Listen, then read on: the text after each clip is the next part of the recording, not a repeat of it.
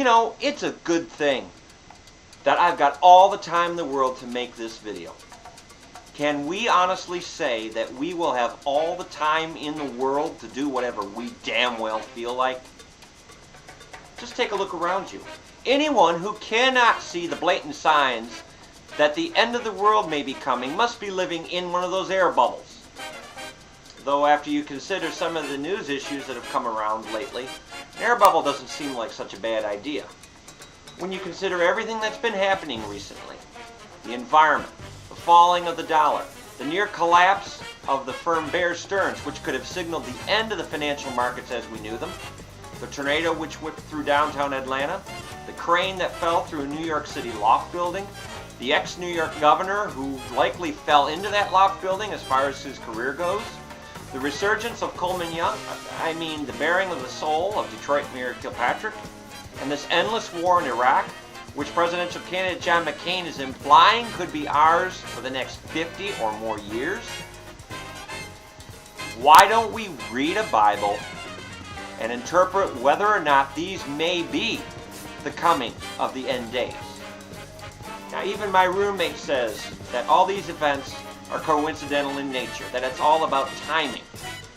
Well, this is an imperfect world, and the timing of these events are a little too perfect for my tastes. Take the environment, for example. We have a United States president who, within the first 2 or 3 weeks of his first term, blasted the Kyoto Protocol and basically said the United States doesn't qualify to fit its rules. Take a look at the nature specials. Arctic ice. The Arctic ice cap, the polar ice cap, it's crumbling underneath, right before our very eyes. It's going to result in a rise in the ocean levels to where all the eastern seaboard could be flooded out in time. We're only now starting to recognize the potential of ethanol and hybrid cars. But you've got the tobacco products out there that are still smoking up the environment. You've got the old cars that were before the days of the AETs, auto emission tests, that are smoking up the environment. You've got the aerosol cans that are smoking up the environment. And we've got a president that doesn't give a crap about this environment. He says we need to produce more industrially. And if there's waste, so be it. Waste? There's probably a ton of landfills that have toxic waste under it that Superfund doesn't even have the money to fix. We've been seeing this global warming thing coming for a long time, longer than Al Gore's been preaching about it. The planet Venus had an atmosphere like Earth's long ago, until a runaway greenhouse effect took over. Now it's surrounded in sulfuric acid, and the temperature is detrimental to just about any life form possible anywhere in this universe. The Earth can't be too far behind, because millions of years in the universe are measured as seconds on its timeline. The near collapse of Bear Stearns, buried on the back page of the business section. And the reality behind it was that Bear Stearns lost half of its value, billions of dollars, in a 30-minute cycle. And it needed funding from one of its competitors in order to remain solvent. That could have signaled the end of the stock market as we knew it. Have we heard anything from President Bush on this? No. He won't even say the R word. We are in the R word. How many of us are looking for jobs? How many of us are foreclosing our homes? 1%. Okay, that's microscopic too. That's millions of people. In Wayne County where I live, it's 1 out of every 680 houses have been foreclosed. Bear Stearns would have only signaled the end of the financial markets as we knew them. That crane that fell into New York City, that loft building. People have been saying for years that people aren't taking care in their jobs anymore to make sure that they produce a good product. A good product that'll last. A good product that's assembled, like a crane. Was this crane defective? If it was, homes were lost, lives were lost, a 4-story building smashed to rubble, and just think of everything that might happen as a result of it. I can't wait to find out exactly what caused that crane to collapse. New York City Governor Eliot Spitzer. Remember what I said, that he might be in that building? There's a reason. His career came crashing down just about as fast as that crane. Could it be millions of dollars taxpayer money went to these call girls that he serviced while he's putting on the persona of Superman as far as combating crime, organized crime, and whatever? $5,000 an hour, if I'm hearing correctly, for one of the call girls? He's no different than Detroit Mayor Kwame Kilpatrick, who is still in the news thanks to a State of the City where he rattles out the N-word in front of an audience of 1,500. Of course, being his friends, they're all going to cheer him. But the news is still saying that there are more texts out there that involved his former chief of staff, Christine Beatty, and more reasons why $8.4 million of the tax money was blown on that whistleblower lawsuit. And he's playing the race card instead of trying to mature and take responsibility for his actions. If he wants to put the past behind him, admit the past, and then forget the past, and then move forward.